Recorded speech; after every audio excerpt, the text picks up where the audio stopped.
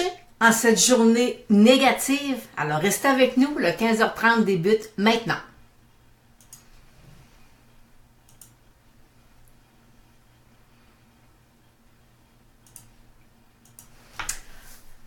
Aujourd'hui, on est une deuxième journée consécutive quand même négative sur les marchés.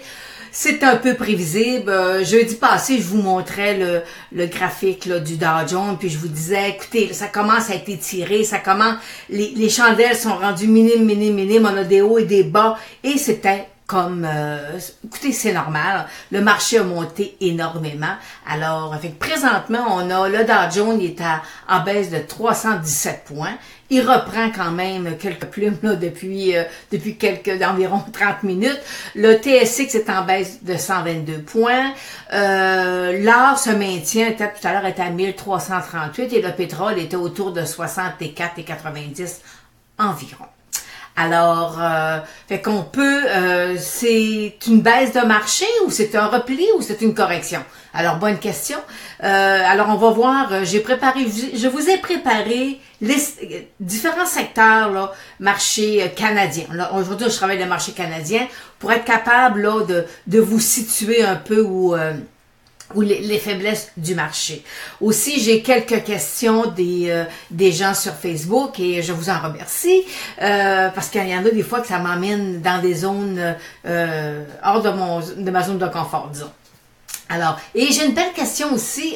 Il y a eu dernièrement un financement sur une entreprise et il y avait un warrant de rattaché au financement et on me pose la question, Lynn, est-ce que c'est intéressant? Alors, je vais vous répondre d'ici les prochaines minutes. Alors, fait qu'on va débuter avec le premier graphique que je vous ai préparé. Naturellement, je vous ai préparé le graphique du Dow Jones. C'est le graphique, écoutez, là, ça, c'est vraiment à court terme et je trouvais ça important d'aller vous mettre le graphique à court terme. J'ai un support à 26 000 points. Et là, on dit 26 000, ça pourrait être 25 580, 590. Là. Écoutez, c'est une zone. Mais là, fait que 26 000, j'ai un support. Ensuite, j'ai un autre support à 25 400. Aller jusque-là, ça serait pas trop dramatique. Là, le marché rebond, il y aura un rebond. Et par la suite, voyez-vous, je suis à 24 700 environ, 700, 800, là, où là, j'ai un bon support. Alors, on pourrait avoir un repli écoutez, peut-être de 8%, là, qui se fera pas en 3 jours, mais c'est sain, c'est normal, selon moi. Les entreprises ont des bénéfices, ça va, on n'a rien à craindre, on n'est pas en 2008 là, et 2009, on est loin de là. Cependant, les multiples sont élevés. Alors, on attribue beaucoup des multiples plus grands aux entreprises. Alors, moi, avec la hausse de taux qui se pointe le bout du nez, qui est là depuis un an et demi, là, on pourrait avoir à ce moment-là un équilibre là, qui va revenir sur les titres où ils vont se trancher à des multiples plus raisonnables, entre 15 et 20, c'est-à-dire autour de 15-18, là. On est confortable. Mais des fois, ça va, écoutez, on fait juste prendre Amazon, exemple. Puis, vous allez voir que c'est comme impensable. Puis aussi que oui, ils diversifient encore et ils s'en vont là maintenant dans les soins de santé puis les assurances là, en tout cas. Fait que je trouve qu'Amazon là, son corps est en train de selon moi trop s'éparpiller. Bon, en tout cas, mais ça, on aura le temps d'y revenir. Alors, fait que voyez-vous, pour l'instant, le Dow Jones, pour moi, 26 000 petits replis, on pourrait. À court terme, mes moyennes sont croisées, mais il n'y a rien, pour l'instant, j'ai rien de dramatique. Si je m'en vais sur le TSX, à ce moment-là, voyez-vous, là, c'est différent dans le sens on était à un nouveau haut d'année. J'ai mes moyennes mobiles 8,34 qui sont croisées. Alors, ma moyenne mobile 200 jours, la grosse rouge, là, elle est un point important. J'ai eu une question au sujet du TSX et on me disait, Lynn, la croix de la mort. J'ai dit non, il n'y a pas de croix de la mort. Alors, je vais me tasser pour que vous voyez bien. Alors, la croix de la mort, il faut que la ligne bleue traverse la ligne rouge. Et présentement, c'est pas ça du tout. Alors, on est très loin de la croix de la mort sur l'indice du TSX. Alors, il n'y a pas... fait que je vais revenir, on est tout simplement dans un repli, et là, on est sur un beau support. Il va peut-être venir toucher sa moyenne mobile de 200 jours, mais là, c'est comme, écoutez, c'est normal. C'est normal d'avoir des baisses de la sorte, là, puis parce que élection de M. Trump, ça nous a donné une jambe haussière. En septembre dernier, on a eu une autre poussée. Alors, et là, on a eu tout l'impact fiscal américain, là, qui affecte plein de monde, là. Alors, fait que ça donne encore du lousse à la hausse, pas du lousse, mais ça donne une poussée à la hausse. Alors, fait que voyez-vous, des fois, des fois,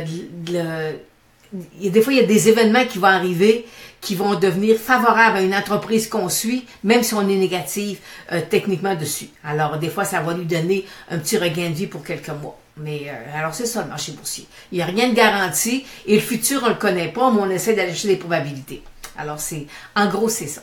Là, je vais vous présenter le CDNX. J'avais une belle tête-épaule inversée, j'avais un objectif à 950 et on a fait 939, je pense, autour. Alors, c'est comme normal aussi que les petits small caps, là, d'avoir des corrections là, sur les petits titres. Alors maintenant, allons voir, j'ai une question je pense que c'est Samuel qui me pose la question, qui me dit, demande Lynn, le prix du pétrole a augmenté mais le volume sur les titres, pour la plupart, est moindre ou égal au volume moyen. Alors, ce que j'ai fait, je vous ai préparé le TSX, je vous ai préparé excusez-moi, le iShare sur l'énergie. Alors, fait que là, je vais aller vous mettre le iShare et vous voyez, je vous ai mis la hausse trop forte.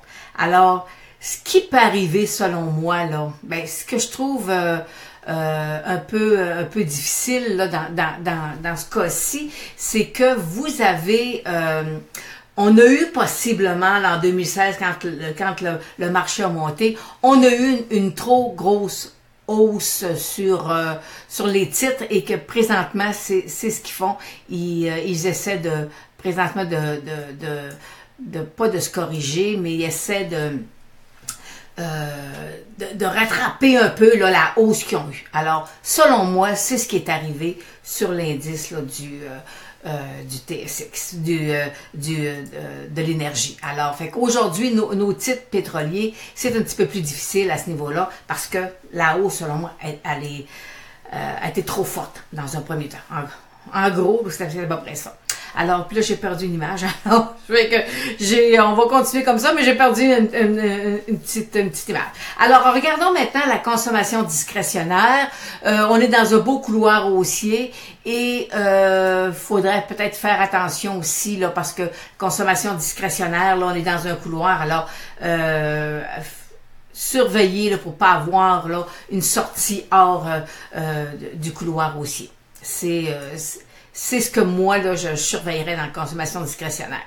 Dans la consommation de base, on a, voyez-vous, il est en train de toucher moyenne mobile 200 jours. Consommation de base, c'est toutes les épiceries puis tout ça. Alors, fait que lui, il était peut-être un petit peu plus fragile que l'ensemble du marché. Ensuite, on a le TSX de l'immobilier. Regardez, là, on est dans un sommet depuis 2015, l'immobilier, là, est dans un sommet. Et là, présentement, je peux vous dire que s'il perce la moyenne mobile 200 jours, la grosse ligne rouge, ça serait plus dommageable pour le titre, là, pour le secteur de l'immobilier. Puis si je mets avec ça une hausse des taux d'intérêt, ben écoutez, c'est un secteur qui devient excessivement difficile. Ensuite, télécom. Télécom, regardez, on est en dessous de la moyenne mobile 200 jours, alors je pense que on pourrait avoir un rebond, mais pour l'instant, le rebond pourrait se faire sur la moyenne mobile 200 jours. Le titre baromètre que moi j'aime sur les télécoms, c'est c'est BCA. Alors, souvent, moi, par secteur, j'ai un titre qui m'intéresse, là. Alors, télécom, dans le télécom, c'est le titre de BCE. Dans l'énergie, souvent, je vois Suncor. Suncor me donne l'heure juste, là, assez régulièrement, là, pour aller tester, parce que je l'examinais vendredi passé, puis j'étais à peu près, je voyais arriver ce qui s'en venait, là. Fait que le titre de Suncor était vraiment, là, à surveiller. Et c'est ce qui m'amène à vous parler du secteur de l'énergie. Alors, voyez-vous, présentement, le secteur de l'énergie, ma moyenne mobile de 100 jours est revenue en dessous. Alors, fait qu'on pourrait avoir, là, les titres ne suivent pas nécessairement là, le pétrole, mais il faut pas oublier non plus, c'est pas toutes les, c'est pas, on a différentes catégories dans les titres d'énergie là. Alors c'est pas tout le monde là, qui vend du pétrole. Là. Alors des fois certaines ils explorent, puis il y en a d'autres c'est des producteurs, puis alors fait que c'est pas, puis quand on est dans des titres, ben c'est différent. Et souvent aussi, on a des titres dans l'énergie où on va avoir pétrole et gaz. Alors, les deux. Alors, fait que c'est la partie pétrole, des fois, qui va monter, mais la partie gaz qui tire de la patte. Alors, fait que c'est... des fois, avec les titres pétroliers, là, c'est un petit peu la problématique. Alors, c'est le secteur de la finance. Le secteur de la finance, voyez-vous, couloir haussier. Beau couloir haussier. Ma moyenne mobile de 200 jours, elle est toujours haussière. Vous savez, le marché de la finance, c'est un marché qui est fort. Et présentement, vous voyez, on a une petite sortie. Mais les banques, c'est un secteur très c'est fort. Alors, et j'ai Muriel qui me demande la banque National Bank, j'ai inversé et il me manque un cas. Et elle me dit Lynn Bessière, ben non, écoutez, là présentement tout ce qu'on a sur la banque, c'est on a support à 62 $. Et ça devient là notre point de mire présentement là. Alors le support qu'on a à 62, c'est sur la Banque nationale, c'est un point technique quand même important. Ensuite, j'ai une autre question de excusez-moi, j'ai oublié le nom. Qui me demandait, Lynn, est-ce que lui c'est un iShare, le XFH. C'est un HR de Europe, Asie, Extrême-Orient. Puis il me disait, Lynn, je suis mieux d'acheter le hedgé ou le non hedgé?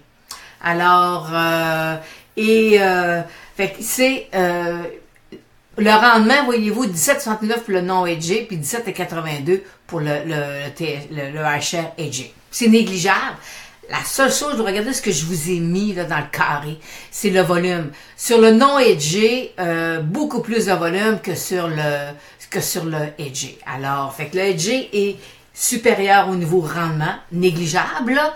Puis, et vous savez, si on est en Europe, fait que c'est son hedgé contre l'euro. Mais nous autres, le marché canadien, l'euro et le dollar canadien, on travaille dans le même sens. Alors, fait que, en tout cas, je pense pas que ce iShare-là soit en dollars US. Fait que c'est pour ça hedger contre l'euro. Fait que j'ai pas trop compris, là. J'essaie de voir, puis parce que la différence entre le hedgé et le non hedgé est tellement minime que je me suis dit c'est peut-être juste la devise canadienne par rapport à l'euro, il y a une petite différence, mais c'est pas comme sur le marché américain. Et Martin me demande ce petit titre-là, le symbole c'est MACK. Martin, c'est tout ce que je peux vous dire. Bon, présentement, c'est un graphique qui est intéressant, mais on voit très bien qu'il a déjà percé, il y a déjà eu un support, une belle phase 1 qui l'a percé à nouveau. Et pour l'instant, je suis pas acheteuse du tout sur le titre, c'est pas le temps du tout de rentrer dans le titre. Mais c'est un titre à surveiller. Mais secteur quand même dans le pharma, secteur un peu plus à risque que sur l'ensemble des marchés. Ensuite, on va terminer avec le bombardier. Là, je vous ai pas mis, excusez-moi, j'ai oublié de mettre le symbole. Puis regardez, je vous ai fait un encadré rose. Alors, pour nos belles lunettes roses. Et vous voyez, on a, écoutez là, on a bien fait, on a percé notre résistance à 3,50 $. Et là, maintenant, il rentre dans une zone entre 4 et 4,50 $. Et je vous ai mis un encadré rose parce que je vais vous dire, c'est pas gagné là. Là, il va peut-être avoir une accumulation qui va se faire. C'est positif là, mais c'est pas gagné là avec le titre de Bombardier.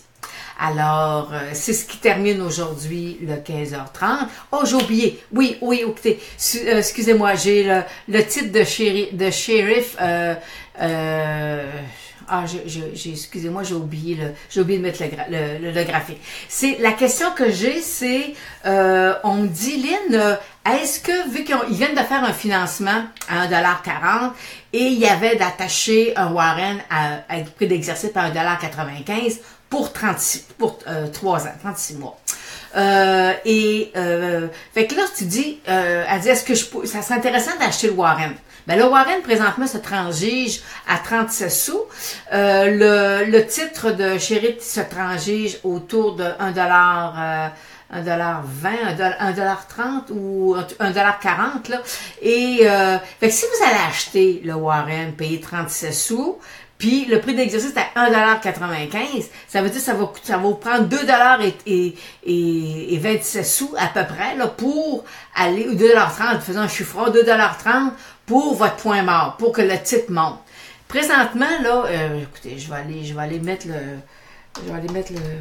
mon prix de shérif. Il est à 1,28 $. Bon. Alors, moi, je trouve que mon prix d'exercice est 1,95 $. Mon prix présentement est 1,28 $ au marché, puis j'ai une prime de presque 40 cents. Moi, je trouve ça trop cher. 37 cents, là, je trouve ça trop cher. C'est trop... fait que vous avez trop d'écart. Fait que présentement, là, votre point mort, c'est autour de 2,30 $. Puis le titre, présentement, c'est transige à 1,30 $. Fait que c'est peut-être de laisser descendre le titre, laisser s'accumuler pour que le Warren perde de la force, perde un peu aussi avec le temps. Le Warren va avoir le prix qu'on attribue au temps, là, la valeur temps, elle va s'effriter un peu.